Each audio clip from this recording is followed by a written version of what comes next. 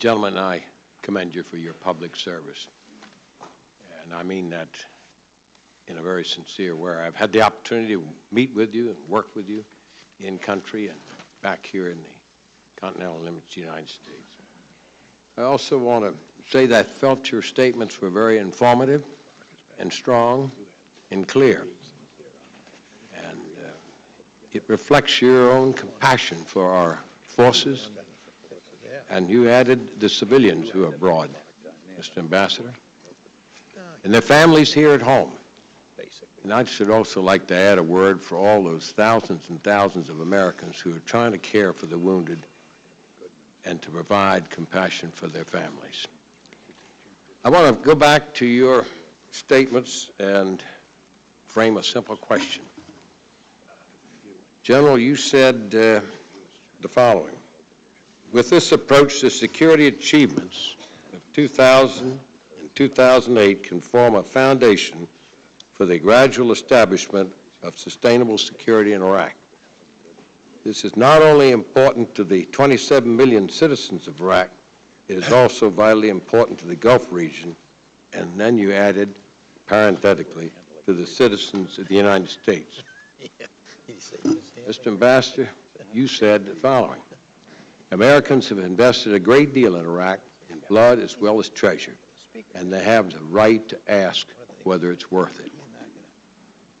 I would hope that you could frame a short message at this moment, both of you, to the American people in response to the same question I asked of you last year, General. Is all this sacrifice bringing about a more secure America? Well, I've thought more than a bit about that, Senator, since September. And though I continue to think it's a question perhaps best answered by folks with a broader view and ultimately will have to be answered by history, I obviously have thoughts on it and on the importance of achieving our objectives in Iraq. Iraq has entailed huge cost. Our men and women in uniform have made enormous sacrifices, over 4,000 of them the ultimate sacrifice. And the expenditure has been very substantial in numerous other respects, including the strain on the overall force and the opportunity cost in terms of not being able to focus more elsewhere. Having said that, there is no longer a ruthless dictator in Iraq who threatened and invaded his neighbors and who terrorized his own people. Beyond that, the seeds of a nascent democracy have been planted in an Arab country that was the cradle of civilization. And though the germination of those seeds has been anything but smooth, there has been growth. All of this, again, has come at great cost.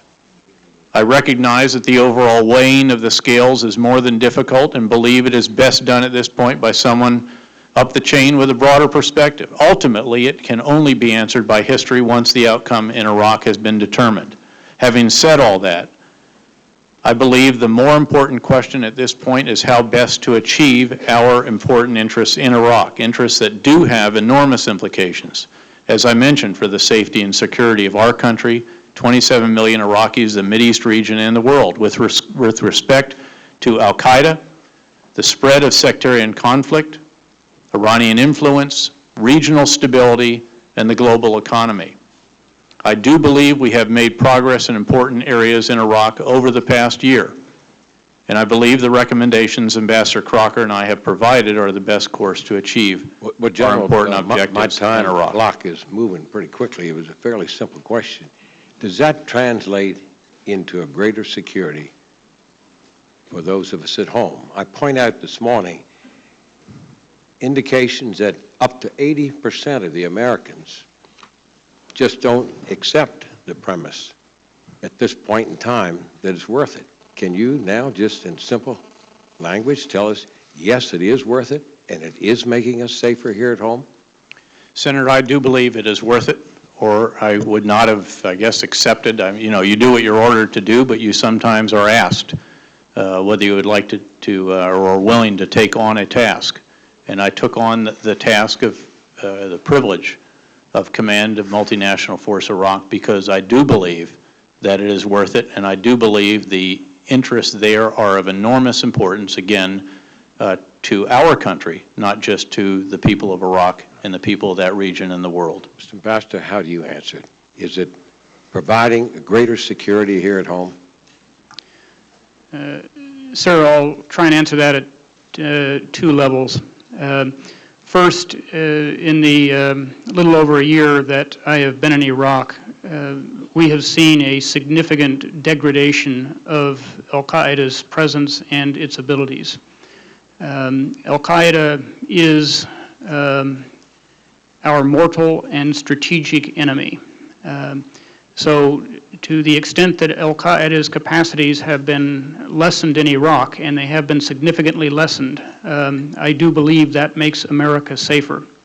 The second level at which I would try and answer that is that Iraq remains a work in progress. I said in my statement that I believe that there has been significant progress.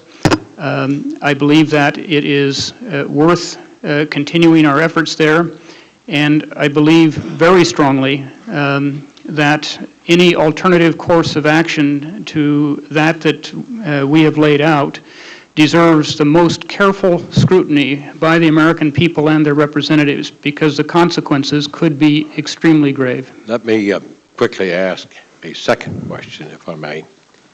On the Strategic Forces Agreement and Status of Forces Agreement, both very important. And you said, and I took this note, there's strong interest and benefits that flow to Iraq. Are we utilizing this framework of negotiations to leverage a greater acceleration, a greater momentum by the Iraqi government towards achieving the basic goals, be they legislative or military?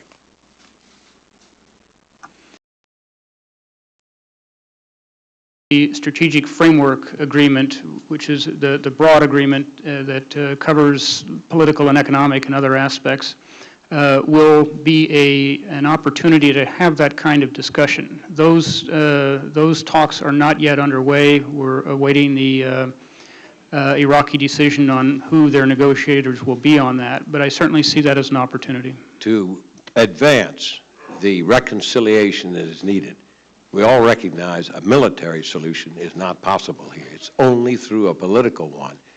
And I look upon these as an opportunity to say to the Iraqis, this is your chance. And we want a greater momentum towards political reconciliation. Can you tell us that that will try to be an element of the negotiations?